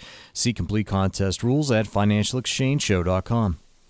Mike, we got a piece in the Wall Street Journal. It's titled, "Travelers Are Trying Their Hardest to Avoid Newark Airport." Another one in the Journal as well, an exclusive from them. It's titled, "This Air Traffic Controller Just Averted a Mid-Air Collision. Now He's Speaking Out." And this comes on the back of a report, I think it was yesterday, that Denver Air Traffic Control lost contact with a number of planes on Monday for a period of up to 6 minutes. And it's pretty clear that we are at a breaking point with the ability for local air traffic control centers to basically maintain operations the way that they need to. I don't know enough about the system to be able to say it's because of X, Y, or Z, so I'm not going to be able to assign blame, unfortunately, because I know that's what everyone loves to hear is like, who's at fault for this? I don't know, but it seems like we're getting to a point where the system is stressed and you're seeing little cracks appearing here and there, and it almost feels like we're heading towards like an air traffic controller walkout, just because I think things are getting untenable there. Yeah, it's. I was going to say the word funny. It's not funny, but it's interesting how this happens. Very slowly and then all at once. Because you've been hearing, rumblings from air traffic controllers about the degree of stress, the garbage systems that they have to use. That's been the case across all, airport technology and airline technology. I shouldn't say in the planes the technology is quite good, but airliner technology on the ground has been abysmal for quite some time. But we haven't heard about these types of real safety issues until literally 2025, when several of them have come in the last 30 days now.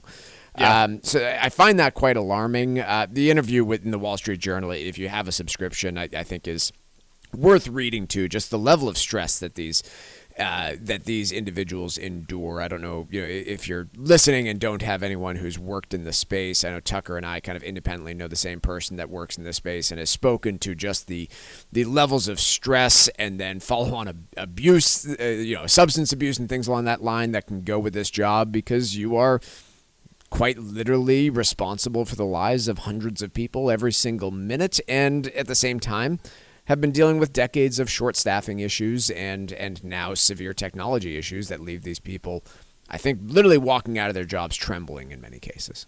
Yeah, it's a real problem, especially because the ability to safely use air travel in the United States forms, it's kind of the backbone on how a lot of there are two principal backbones on how the U.S. economy works. The first is the shipping industry, and I'm not just talking about like stuff that comes into the country. I'm talking about even all the goods and stuff that travels up and up and down different rivers and things like that. The Mississippi in particular still has a significant amount of stuff that moves on it, just on smaller ships that don't get necessarily the amount of press. But air travel, when you talk about the ability to, look, quite honestly, if you use Amazon, it does not exist without air travel being able to be easily accessible and low cost. Yeah. And if that begins to shift, then obviously, things come to a screeching halt. We don't exactly have a fantastic high-speed rail system to move people around the country instead. So, this is concerning. I'm interested to hear that people are actually making these decisions of avoiding Newark because, other safety issues in the past haven't exactly, we didn't exactly see people booking flights and taking a look at the, whether or not they were going to be on a 737 MAX or not a few years ago. And so this one's interesting to me that people are intentionally attempting to avoid Newark, but, the more of these that I would assume that these are not unique issues to Newark and Denver. It seems to me that they are quite possibly going to spread, and how do consumers react? Yeah, so that's kind of what's going on with aviation. And by the way, this already comes at a time where you already have airlines indicating, hey, we're going to start cutting capacity later this year because of a decrease that we are seeing in bookings. And so you threw this on the pile, and it does raise some questions for what the next 6 to 12 months look like for airlines, not in terms of, hey, are any airlines going out of business? I'm not talking about that, but just, hey, what does this mean for, a larger potential slowdown in commercial aviation, and how does that impact the U.S. economy? It's another thing just to wonder about. You don't have to get, all pessimistic and say this is going to be, some huge problem for the U.S. economy, but you just say, okay, like, put it into the throw it on the pile and, see how it all shakes out. But it's something to watch, I think. Agreed. Let's see. What else do we want to talk about here? Do we want to talk? Is it all right with you if we go back real quick to price increases and just the state of the consumer? No. Yeah, that's not okay with you. No, it's okay.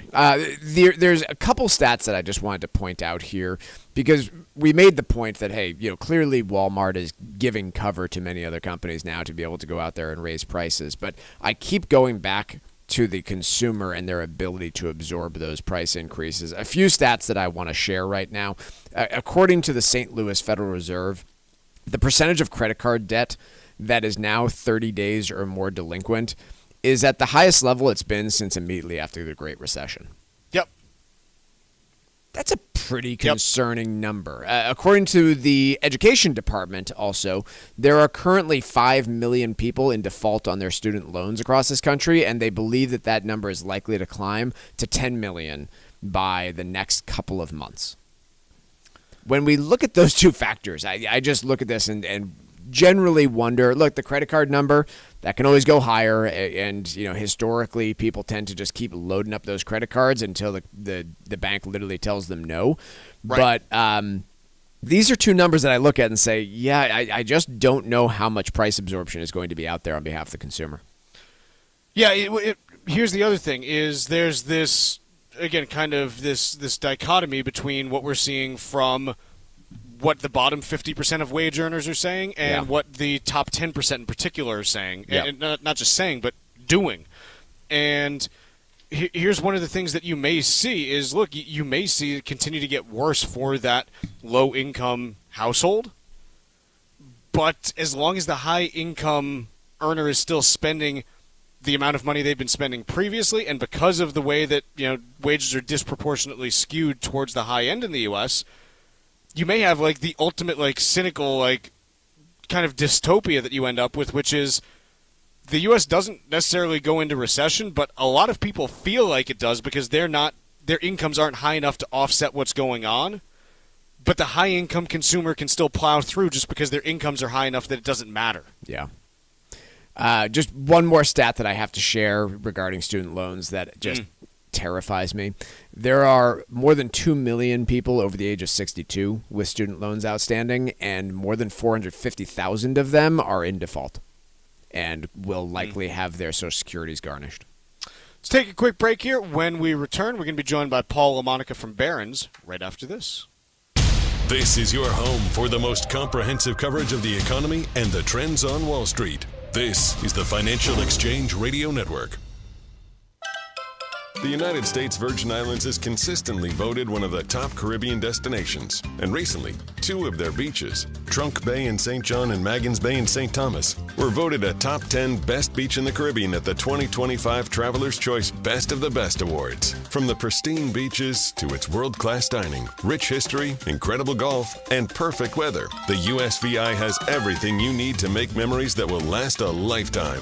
From the moment you arrive, you will fall naturally in rhythm with the heartbeat of the islands. There's no money to exchange, and travel from New England could not be easier. Whether you're looking for a romantic getaway or a family vacation, the U.S. Virgin Islands is the perfect place for your next adventure. Go to visitusvi.com right now for more information and to book your trip.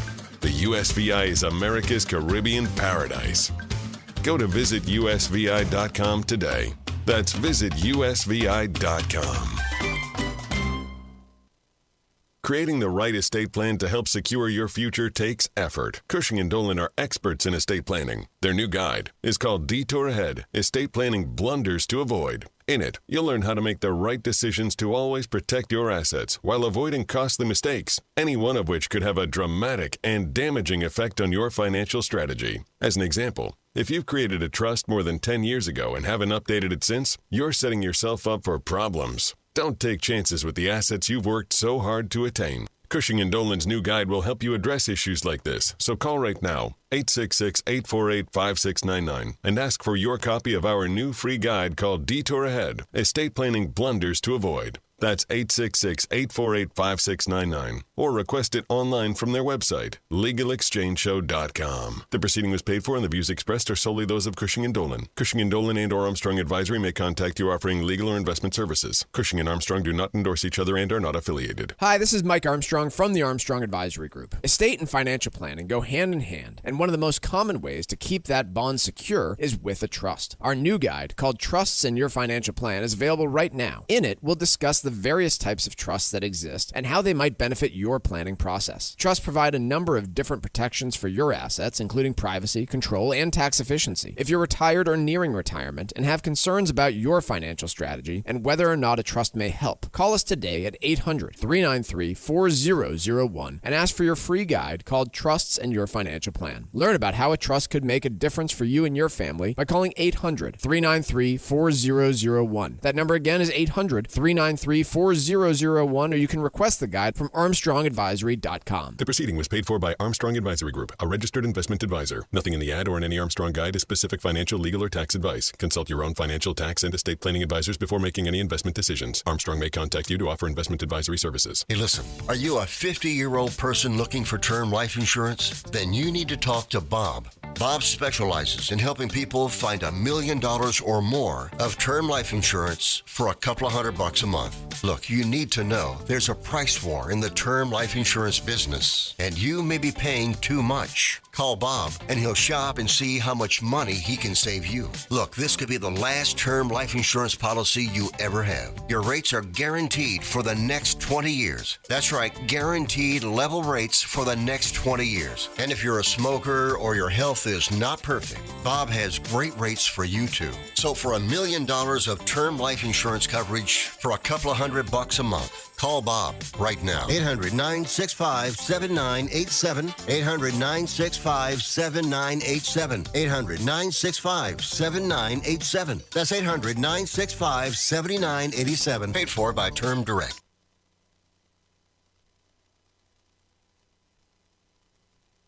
The Financial Exchange streams live on YouTube. Like our page and stay up to date on breaking business news all morning long. This is the Financial Exchange Radio Network. Ladies and gentlemen, the weekend. As promised, we're now joined by Paul LaMonica from Barron's, here to chat with us for a little bit today. Paul, how you doing today? I'm good, thanks. How you guys doing? We're doing pretty well, and I want to talk with you today about Coinbase. It's been kind of a wild week for them, I guess. To put it mildly, that might be a bit of an understatement. The stock is still up, looks like more than 30% in just the past 5 days, and that's despite the fact that there is an SEC investigation that the company confirmed, and there was hacking. It looked like some cyber criminals maybe trying to force Coinbase to pay some sort of ransom. But despite that, the stock got added to the S&P 500 earlier this week, and that really seems to be what's driving prices much higher. This notion, I guess, that Coinbase's addition to the S&P 500 inclusion is kind of a validation of, the digital assets business and cryptocurrencies writ large. And, it comes shortly after the company announced decent earnings and a big acquisition last week as well. So a lot going on. Here's what I guess I'm struggling to figure out with regards to Coinbase. All of the diehard crypto people that I know in my world are basically like, hey, keep your crypto away from an exchange so it can't be hacked, and you want to hold on to it yourself, and on some kind of disconnected device. Everyone I know who is, just like a basic retail trader, now that there's all these, Bitcoin ETFs and this and that, they can access those through regular brokerage platforms. What value does Coinbase provide that is unique, I guess, and where's the reason why they have to be the one to exist and grow? No, that's a great question. I mean, obviously, the advent of Bitcoin ETFs have made it a little bit easier for the average retail investor to buy and have access to crypto without purchasing Bitcoin directly or Coinbase stock. But, I think the Coinbase counter argument is that they have a big custodial business, which means that you have crypto wallets that Coinbase is helping to manage where they're a little bit more secure. You don't need your, the keys and other things for security that make it sometimes a little bit more difficult to buy and sell crypto and manage those assets. And then the Deribit deal that they just announced last week, this crypto's options company. If investors are really sophisticated that are very into crypto, having a derivatives platform is yet another way for crypto investors to try and profit from what's a very volatile asset still. So, I think you're right. If you are an average kind of buy and hold investor who wants to dabble in crypto, you probably don't need as many of the sophisticated products that Coinbase offers. But, there are plenty of people out there that are really, really into digital currencies and see it as the way of the future, as both a means of, commerce as well as an investable asset that could rival the dollar in gold. What's next for Coinbase? You mentioned the acquisition that they just made, trying to get into that derivative space more heavily. Is there any area that is out there that they want to cover that they don't currently have coverage on that they could be a player in for either acquisitions or further development? Yeah, I wouldn't say that they're not in international markets, but that is an area where I wouldn't be surprised if they look to do a little bit more to broaden out beyond what's a pretty heavy U.S. investor base. I mean, clearly one of the virtues of cryptocurrencies that Bitcoin bulls would tout is that it is a borderless security or currency, if you will. I mean, you can be owning Bitcoin around the world pretty seamlessly, and it is not subject to the whims of central bank interest rate policies, for example. So it might be something like gold that is, something that, maybe benefits when you see dollar weakness, for example. But, I wouldn't be surprised if they look to do more internationally. That's probably an area of focus. Very good. Paul, appreciate you joining us today, and hope you have a fantastic weekend. I think a lot of it will depend on whether or not tonight is good, and I think we probably have differing views about that. Let me ask you, actually, Paul, what do you think happens tonight in that game?